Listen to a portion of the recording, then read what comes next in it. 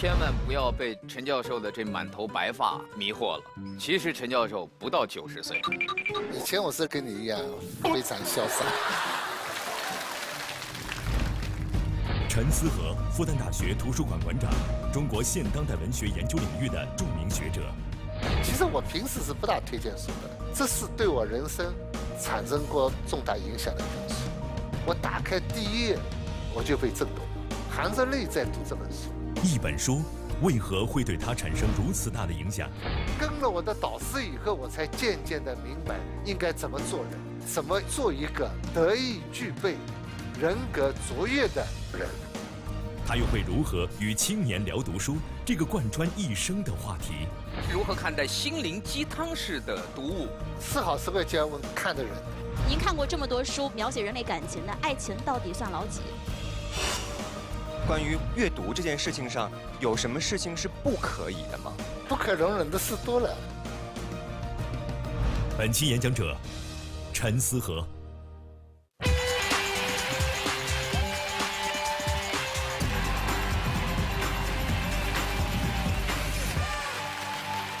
各位好，欢迎收看中国电视荧屏上首个电视青年公开课开讲了，我是主持人撒贝宁，欢迎各位。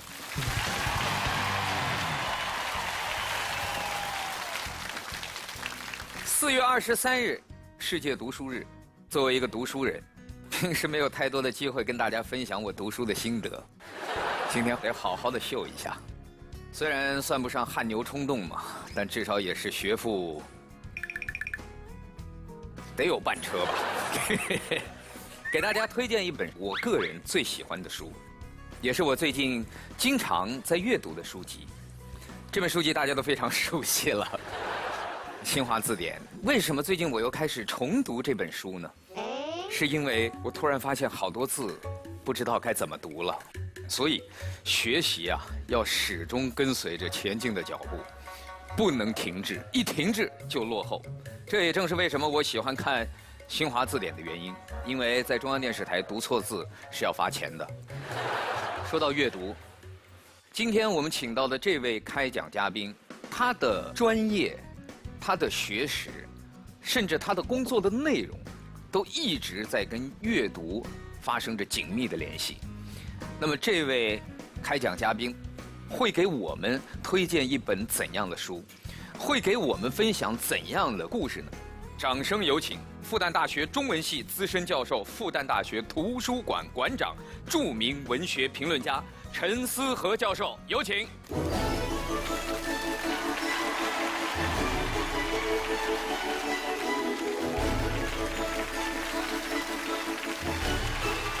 陈馆长您好，欢迎您，欢迎您，来，请慢点，慢点。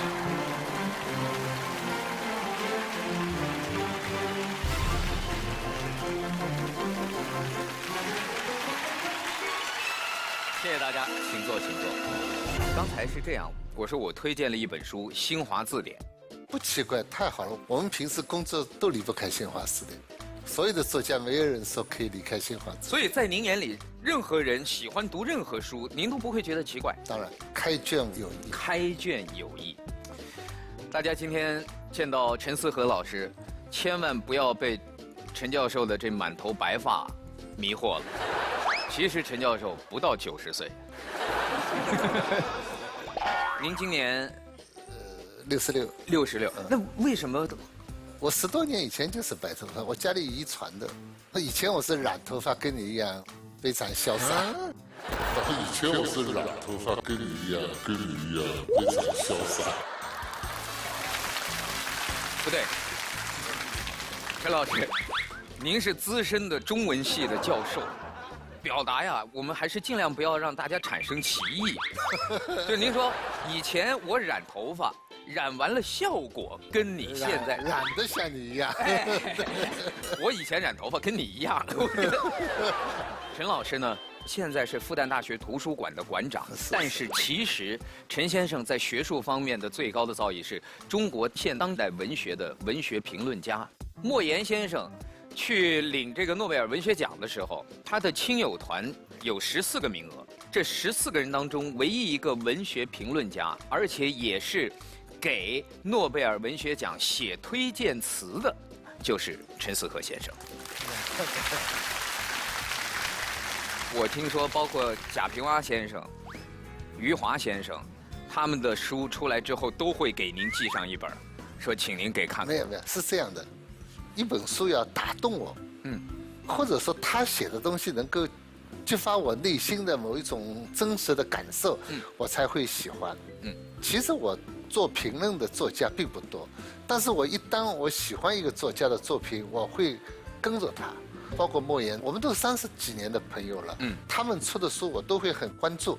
当然有我喜欢的，有我不喜欢的，不喜欢我就不说了，喜欢的我就会写一些评论或者参与他们的一些活动。但是今天，陈教授要带领我们走进一本书，这本书跟您今天要跟大家开讲分享的故事，对啊，应该有最直接的关系吧？对啊，对啊。傅雷家书，傅雷家书。我这本书的特点是我30年以前我买的第1个版，那个是1982年，14万字，价格是9毛5，北京3联出的。你看一谈到价格，大家真是哇！这本书到今天已经是30几年了，但是一版一版的在出，一本一本的在出。为什么这样一本书，一本看似非常普通的家信的编辑版，会给人们带来如此巨大的心灵上的震动？这背后到底是一个怎样的故事？接下来我们就把这个讲台留给陈老师，有请您为我们开讲。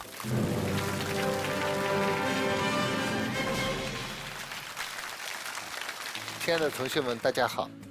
有人经常问陈馆长，你最早接触的文学经典是哪一部？每个同学都能回答出来的，对不对？有的是莎士比亚，有的是《红楼梦》。我最早接触的一部文学经典《水浒传》。可是我在读《水浒传》时候，最早读的时候，我不是用眼睛读的，我是用嘴巴读的。我是把《水浒传》里的人物都吃下去的。怎么回事？是我在大概2岁不到，我的父亲就因为响应国家号召，支援大西北，到西安去工作。所以我当时留在上海，我就被寄养在我的外祖父家里，吃饭都是外祖父每天喂我吃饭的。他为了让我顺利吃饭嘛，他就一边吃饭一边讲故事。当时我还记得我的一排窗底下墙上，他贴了一个个很多小纸片，都是画片，画片上都是画了各种各样的人物。最主要的是《水浒传》里面的所谓梁山好汉啊，什么黑旋风李逵啊、小旋风柴进啊、豹子头林冲啊，大概都是这些人物。然后他就给我讲这些人物的故事。其实我那时候很小嘛，我根本听不懂的。讲到精彩的时候，他就突然舀了一碗饭，然后就说啊，你看那黑旋风李逵来了，赶快把嘴巴张开来啊！然后我就赶快张开了，一口把李逵就吞下去了。然后他就说好，今天有够了。就这样一口一口的。当我把梁山好汉全部吞下去了，一碗饭就吃完了。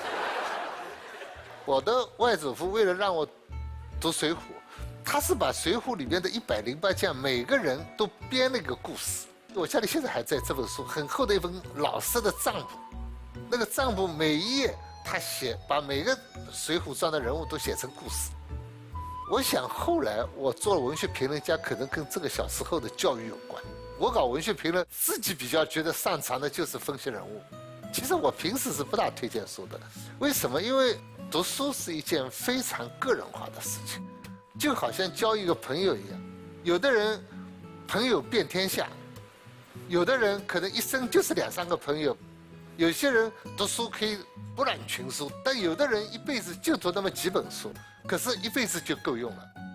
不一定博览群书的人水平一定比只读1、2本书的人高，不一定的。过去中国古代有一个宰相叫赵普，号称是半部《论语》治天下，他《论语》都没读完，读了半部，可最后做宰相了。就是说，这个读书不在乎多少的，是在乎你读得进没有，你有没有把它读进去了，有没有把这个书变成了融汇到你的身体里，融汇到你的思想行为当中，这个是非常重要的。所以我为什么要推荐傅雷家书呢？这是对我人生产生过重大影响的一本书。这本书一出来就非常有名，我估计现在还是很有名。大多数人在今天一个社会下，他对这本书是有期待的。为什么？傅雷，大名人，对吧？傅雷是著名的翻译家，翻译罗曼·罗兰，翻译巴尔扎克。傅聪是新中国培养的第一个拿到国际荣誉的钢琴家，所以傅雷对傅聪的一个家书，我们今天的家长特别爱看，尤其是望子成龙的家长，觉得这本书里一定有很多秘籍，所以这本书卖得好，我想这个是有很大的原因的。不过我不是这个原因，我当时最早读这个书，纯粹出于对傅雷的好奇，但是我没有想到，我买了以后，我打开第一页，我就被震动了。孩子，你这一次真是一天到晚堆着笑脸，叫人怎么舍得？老想到53年正月的事，我良心上的责备简直消解不了。孩子，我虐待了你，我永远对不起你。人生做错了一件事，良心就永远不得安宁。真的，巴尔扎克说得好，有些罪过只能补赎，不能洗刷。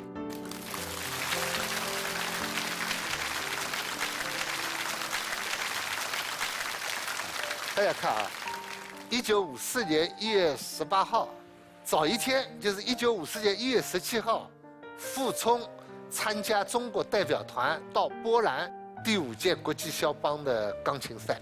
傅雷一家到火车站去送傅聪，回来以后第2天就写了这封信。同学们想得到吗？一个儿子光荣出国参加国际比赛，已经望子成龙了，父亲全家兴高采烈地去送他，回来，傅雷写下的第一封给儿子的信是一封忏悔信。紧接着第2天他又写了一封，自问一生对朋友对社会没有做什么对不起的事，就是在家里对你和妈妈做了不少有愧良心的事，可怜过了45岁，父亲才真正觉醒。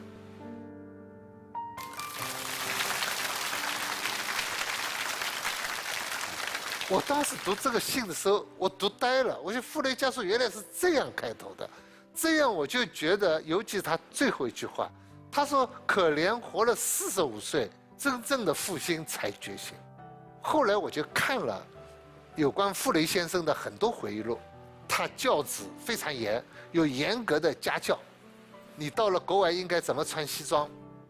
你有个坏习惯，到家里把衣服一脱，一个丝巾围在头上，他这是不可以的。你以后脱衣服一定要把大衣脱掉，丝巾也一起脱的。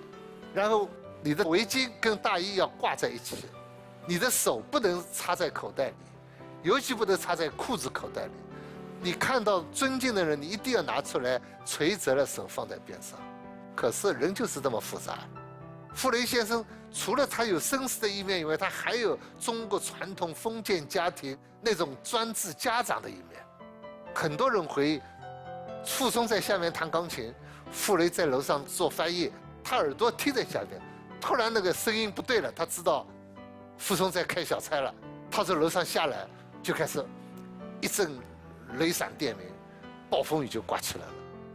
有一次打傅聪，把一个盆子摔过去，把傅聪的鼻子打破了。傅聪长大了，鼻子上还有一个疤。就是说，在对孩子的教育上是一个非常粗暴的一个人。当然，从他的出发点来说，他肯定认为我是爱孩子，我是必须要全力以赴地培养一个天才。所以，当我们读这样2封信的时候，我想大家一定会感受一个真正的傅雷的形象出来了。把自己从一个高高在上的一个教育人生导师这样一个角色降下来，降成一个普普通通的父亲。他后来就说，我们应该像朋友一样来交流，来交流对艺术、对人生的各种看法。好，这里我就要讲到自己了。为什么我对这本书会那么喜欢？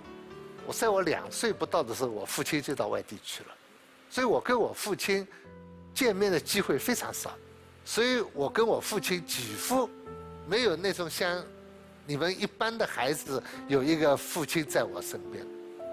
但这种感觉在年轻的时候是不觉得，但是当我长大了，那时候就会碰到许许多多困惑。那个时候我就精神上特别需要有一个父亲，有一个高高大大的男人，很成熟的，甚至很严厉的，就像傅雷在教育傅聪这样来指导我。我想起我后来读雨果的一本书，大概是他的夫人写的一本叫《雨果夫人见真录》。那本书里有一句话，我那时候还很小，我读了以后我刻骨铭心。雨果的父母早年是离异的，雨果和他的哥哥是跟着母亲，在母亲的照顾下长大的。当时老雨果就他的爸爸说过一句话，他说没关系啊，孩子就应该跟着母亲长大，可是等到他长大成人以后，他就会需要父亲。我读这本书大概就是15、16岁，我真的很感动。为什么？我心里很渴望有父亲，有一个精神上的父亲在指导我。所以我的性格上有缺点，我比较软弱，不喜欢吵架，到现在也是这样。我虽然是个文学批评家，但是我其实一点都不喜欢吵架，也不喜欢严厉的去批评别人。我上大学以后，我非常非常幸运，就是我遇到了我的导师贾泽芳教授。贾泽芳教授是一个体骨铮铮的汉子，我是跟了我的导师以后，我才渐渐的明白应该怎么做人，应该怎么硬硬朗朗的对付这个世界，应该有原则，应该嫉恶如仇，应该怎么样。我这些东西都是跟我导师才学到的。那在这个以前，我是非常迷茫的。所以，当我在读傅雷家书那个时候，正好是我在读大学的时候，也就是我刚刚在非常迫切想寻求精神附近的时候。所以这本书其实是打中了我的软肋，满足了我精神上的需要。所以我可以说，我当时是含着泪在读这本书。那么，除了有这样一种感情以外，我对这本书我是得到很大启发的。在阅读这本书的时候，我不断地加上了我自己的人生经验。这个人生经验就是傅雷先生要求他的儿子的，就是说你要做一个德艺具备、人格卓越的艺术家。我们每个人不一定都做艺术家，当然，就是我今天活到60多岁，我也不能说我是一个德艺什么具备的人，这个话只有人家说，我自己不好说的。但是这是一个目标。我可以说，我向往这样一种德艺具备、人格卓越的人。第一个问题，什么叫德，对不对？艺大家都知道，艺就是我们的专业。首先一点，最重要的一个培养，你要学会爱人。爱上一个人，就是你想着我要为他去做事，我要让他高兴。我举一个例子，大家有没有看过中国老作家巴金写的一部小说叫《寒夜》？这部小说写了一个很没劲的人，在我们今天说很窝囊废，还生了肺病。他性格非常软弱的，也不敢跟太太吵架，他一切都是逆来顺受、委曲求全。他太太就很不喜欢他，然后他太太就有一个公司里有个经理就追求他太太，要把他太太带到兰州去。当时他们在重庆，这件事那个丈夫就知道了。他无能为力，他也拉不住他太太，可他非常痛苦。可是有一天，他看到他太太跟那个男的在一起跳舞啊、唱歌啊，突然感觉他从来没看到他太太那么开心的时候，一个幸福的状态。他就下决心支持他太太到兰州去。他说：“我已经没有办法为我爱的人提供快乐了。今天我看到他这样是快乐的。”我就满足他，让他快乐。后来他太太到兰州去，他病了就死了。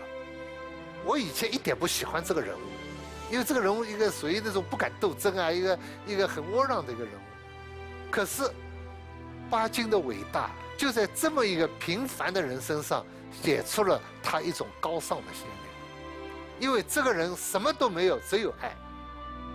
什么叫爱？就是奉献，就是我可以把我心里都就奉献出来，那就是爱。第二个标准，正义感，一个人一定要有正义感。爱不是没有原则的，爱的背后是有是非的。我看到一个弱者需要帮助的时候，我一定会去支持他，去帮助他。比如你在马路上看到一个大人在打一个小孩，你一定会去帮助小孩。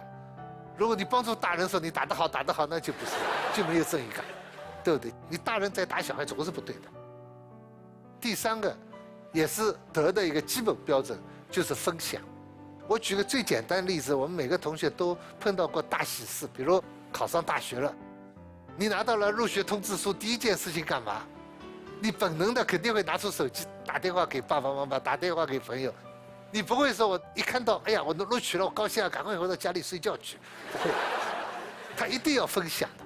当时法国有个哲学家叫圭友，他说过一句很有名的话，就是生命像花一样，要生命去开花，开了以后，这个花的香味就会传出来，就会传播给别人。从德的要求来说，第一是爱，第二是正义，第三是分享，还有第四点，那也是我在傅雷先生的书里面反复读到的，就是真诚。爱是一个基本的本性，正义是一个原则，分享、牺牲，那是一种境界，最后真诚是做人的方法。我想做到这4点，这个德就可以做得完备。那么在这个前面，你就是一个大写的人。后面还有一段关于傅雷先生对傅聪的一个艺术的要求，这段话就是讲艺术、音乐、钢琴、祖国、民族，他把它完全融合为一体，告诉儿子应该做一个音乐家，应该达到一个什么样的境界。大家请看。河，莱茵河，江声浩荡，钟声复起，天已黎明。中国真到了复旦的黎明时期，但愿你做中国的新中国的钟声，响遍世界，响遍每个人的心。我们每个人不一定都做艺术家，但是我觉得我今天的讲题最重要的核心是把你自己身上心底里人性当中最美的东西，你把它激发出来。要做一个德艺具备、人格卓越的人，大写的人。我今天讲课就到这里，谢谢大家。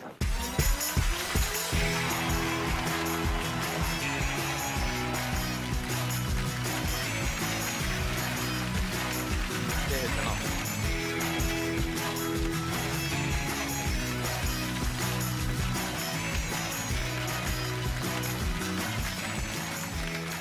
谢谢各位，请坐。刚才听您开讲的时候，我就在想，小时候您吃饭，家里人是用水浒108将给您下饭，所以成就了一个文学评论家。我小时候吃饭，家人是用警察叔叔给我下饭，所以我后来学了法律。小时候就是啊，隔壁刘叔叔啊，隔壁刘叔叔是警察，你再不吃饭就把你抓走。接下来，我们先来看一下全民小纸条互动环节。陈馆长，请问您是如何看待心灵鸡汤式的读物和微信公众号上阅读量巨大的所谓爆文呢？对青年人来说是好是坏呢？是好是坏就要问看的人。有的人看了这个心灵鸡汤得到激励，成为一个高尚的人也很多。开卷有益，就是说打开任何一本书对你其实都有用，但问题看你怎么读，也可能一本好书被你读坏了，也可能。问题都不在报文啊，不在心灵鸡汤啊，不在形式，不在书本身，是在你怎么领悟，怎么去理解。包括现在年轻人很多通过网络获取信息。我觉得今天阅读方式多了，我觉得是好事。就我可以读一本书，也可以读电脑，也可以读手机。我认为只要是读本身是一个行为，如果你读得好，都可以读好。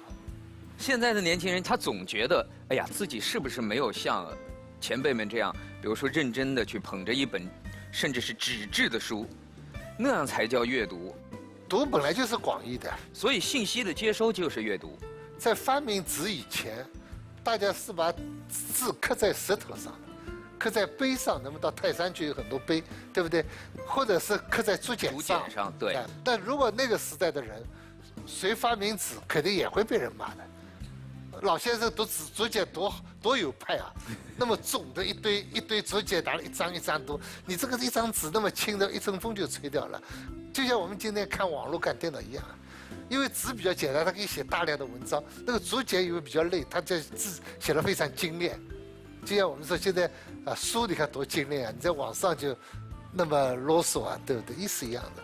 所以不是介质的问题，仍然还是你如何理解，如何去参透这些作品背后对你人生的意义。接下来6位现场青年代表。小蔡老师好，陈老师好。虽然刚刚陈老师演讲的时候讲了很多“爱”这个字，但我觉得我们理解的这个小年轻人的爱情和人之间的大爱还是有些差别的。我想问现场观众一个小问题，女生好了，比如今天周6晚上，咱们有2个选择，第一个选择去图书馆上自习，第2个选择，男朋友说你陪我去逛街吧，你选哪个选项？哪个男朋友提这样的要求？你陪我去打游戏，咱俩看电影，什么都行。和男朋友在一起，这个男朋友好愿意花钱，陪我去逛街。这是个假设。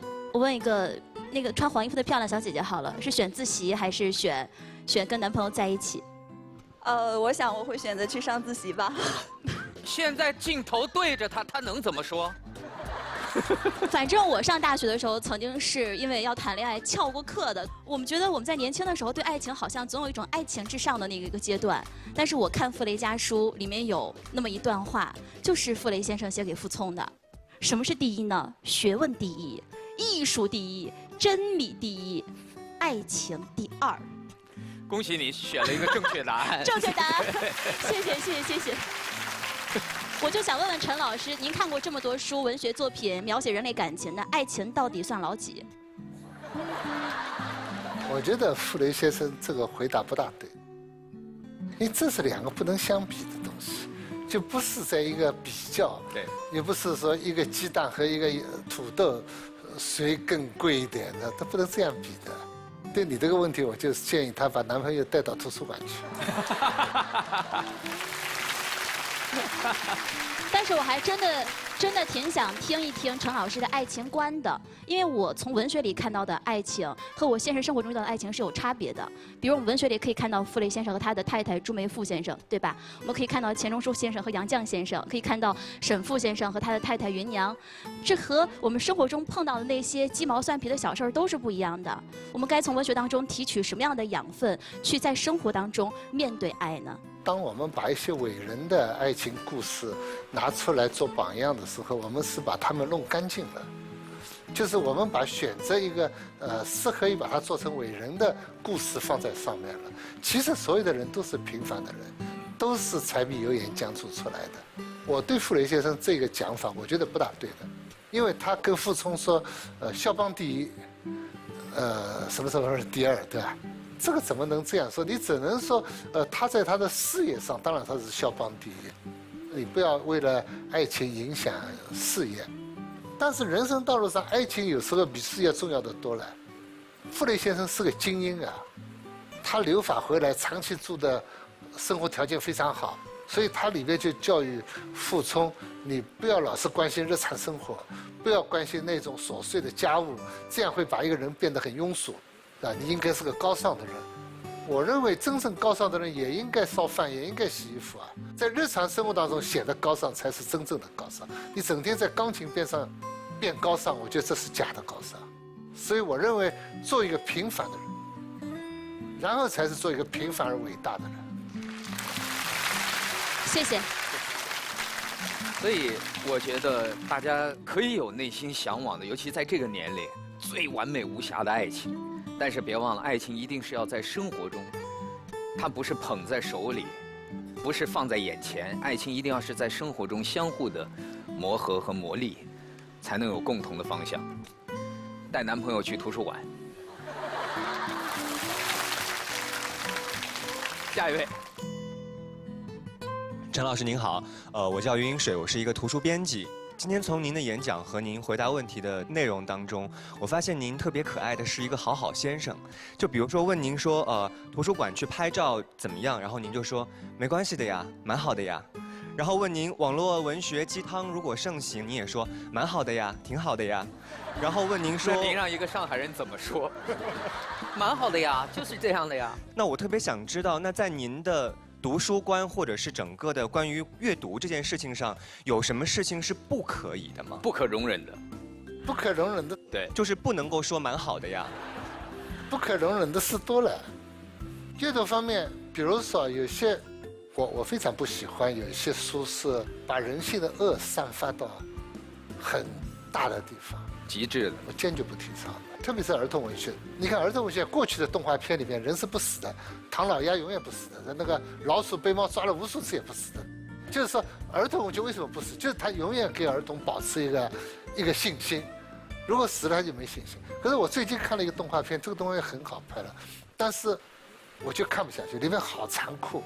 我想我以前小时候我读过一个动画片，叫《天方夜谭》里面的阿里巴巴。阿里巴巴，阿里巴巴里面有一个戏，就是把几个强盗躲在一个缸里，那个主人就用滚烫的油把那个40个强盗都浇死了。恐怖的影像在我脑子里一直留在那儿。我觉得这种都属于对人性有戕害的，我反对的。我不喜欢这种，就是说对孩子、对儿童文学就应该有一种真善美的东西，不能用一种残酷的东西去灌输给人。但是那些东西不也是真实的吗？对真实的东西，我觉得还是应该有不同场合。对孩子来说就不应该那么早就伤害他的心灵。谢谢您。下一位。大家好，萨老师好，我是陈思和老师的学生，我叫刘晓媛。刚才陈老师也说了，阅读是一个非常广泛的概念。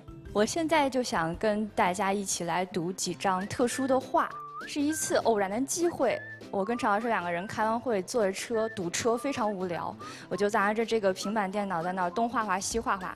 我看到陈老师好像非常好奇地看着我，我就说：“陈老师，啊，您来画2笔吧。”然后他略作沉吟，挥笔就画出了这幅画。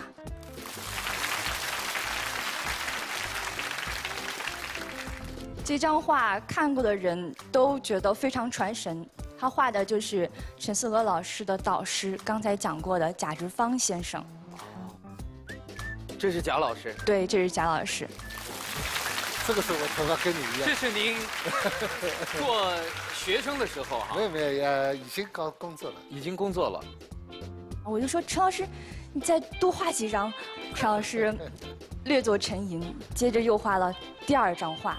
陈老师老是略作沉吟。是，然后就是这一张画。我当时看到之后，我就说，陈老师这谁呀？陈老师那个时候比现在还要胖一些。他就说：“这是我呀。”我就觉得不像。后来，当编导请我来把这2张画拿出来的时候，在电脑上放在一起看，我才发现其实是有意味的。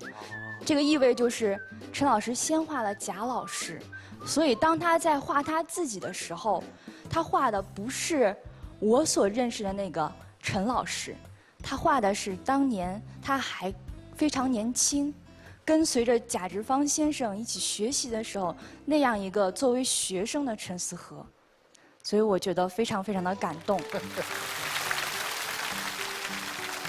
读书的时候，其实我就一直想问您，您一直都在教我们怎么解读作品啊。如果您真的有时间想要去创作一部小说，想要静下心来写一个小说的话，您会想写一个什么样的小说？写不出来的。我写过小说的，我写得不好。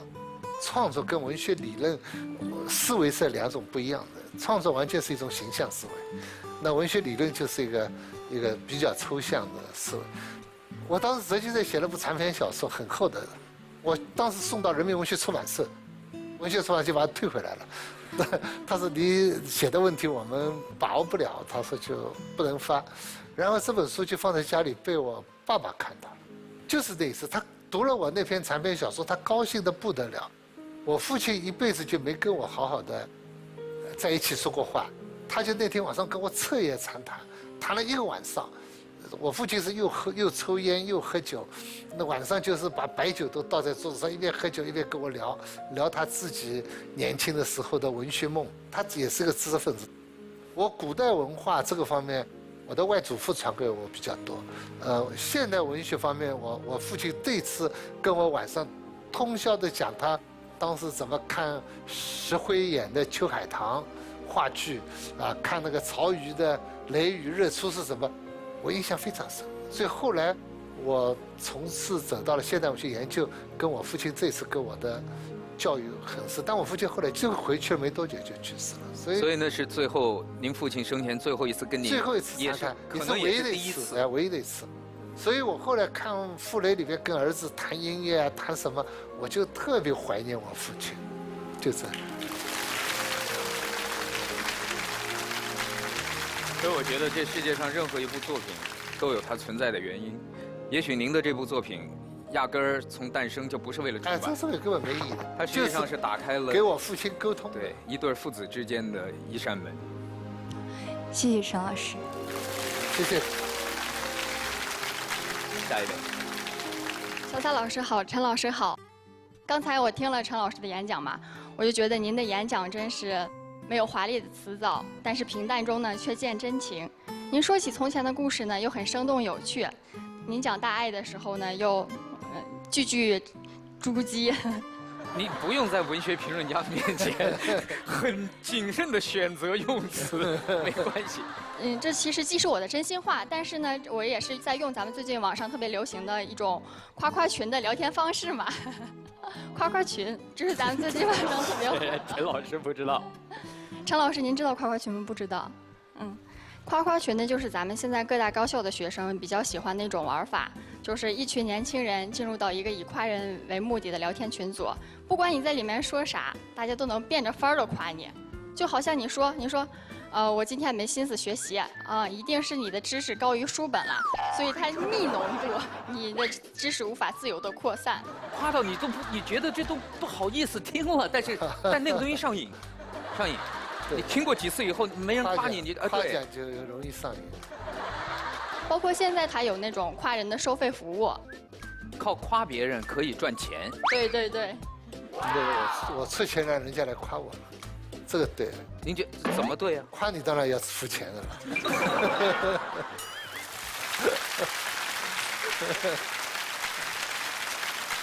咱们夸夸群看似热闹，但其实夸夸群背后表现的是什么呢？中国人骨子里的一种特征，比如谦逊，还有在生活当中不喜欢夸赞别人这种特点暴露了。就是我们夸人就这么难吗？中国的文化传统里面，一向是强调什么虚心使人进步，对，骄傲使人落后。但是，从我个人来说，我一直觉得表扬比批评重要。再好的、优秀的人也需要鼓励的。我小时候看的童话，什么都是批评性的，就是骄傲使人落后，然后出现一个骄傲的公鸡啊，什么骄傲的小白兔跟那个龟赛跑，乌龟啊，对，骄傲了。对，凡是骄傲都不好的。其实我觉得这是中国文化的一个缺点。刚才我讲，人要生命开花，生命开花就要有催肥，有那种催生素啊，要有肥料、养料。这个养料其中就包括夸奖。一个小孩如果他一直得到一种赞扬，他会自己非常有自信，那我觉得他就会不断的往上走。我的感觉是啊，现在他所说的这个夸夸群是一种偏向于娱乐的方式，游戏。其实年轻人进到群里都知道这不是真的，但是他寻找一种快乐，就是玩玩，对，就玩一玩，好玩，心理上有点玩玩。不会有人把这种夸奖真正当成精神的动力，那就病得不轻了。对，如果是当真了就当真了，那就病得不轻。谢谢陈老师。下一位。陈老师好，小夏老师好。我的父亲也是一个非常不善于言辞的人，而且他因为工作繁忙，缺席了我几乎整个从小到大的成长过程。但是在我初高中的时候，他几乎每周都会给我发一条短信。我当时就在想，为什么不能陪伴，而一定要用文字呢？后来我看到他把这一封封短信式的家书汇编成了3本册子。这个汇编是你做的还是父亲做的？是我父亲做的，包括它上面这个出版社其实并没有这样一个出版社。就是我到现在其实才慢慢的理解它。虽然他是一个非常不善言辞的人，而且跟我的沟通也是少之又少，但是他一直用这种潜移默化的身体力行的方式，一直表达了自己朴素的爱。能看一眼。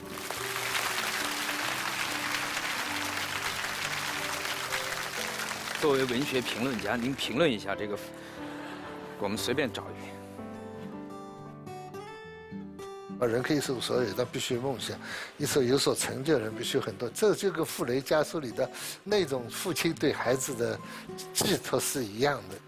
父亲都希望孩子有很多理想可以往前走。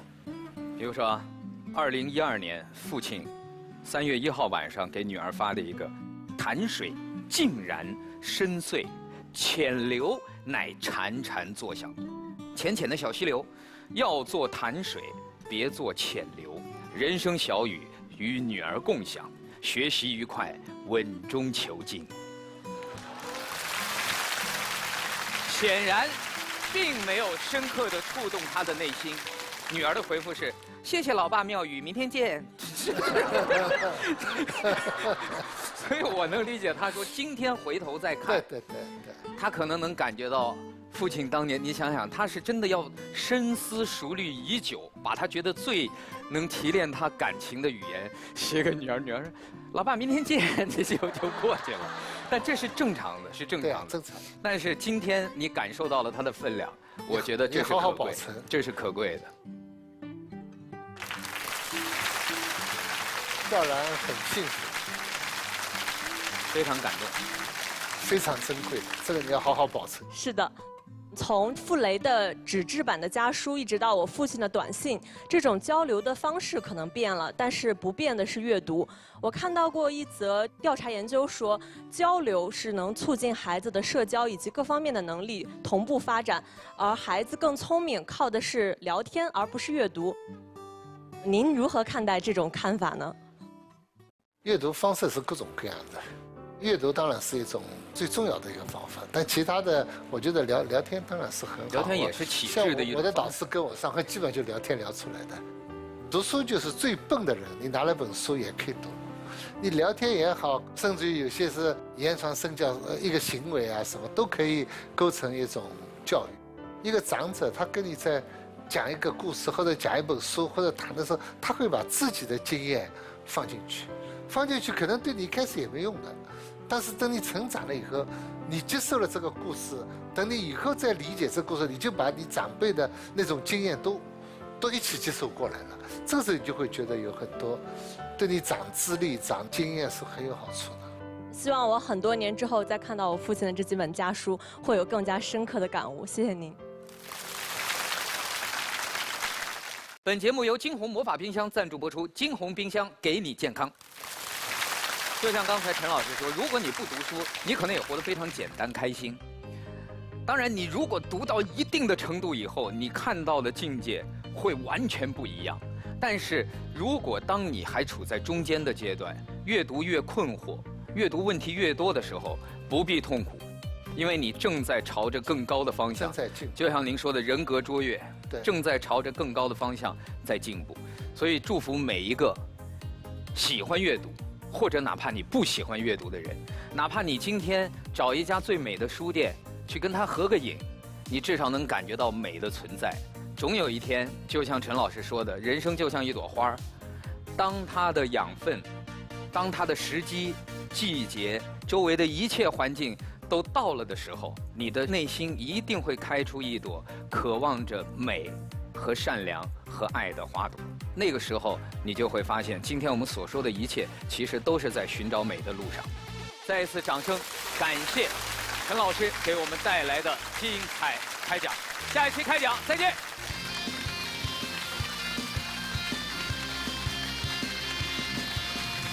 谢谢陈老师，谢谢您。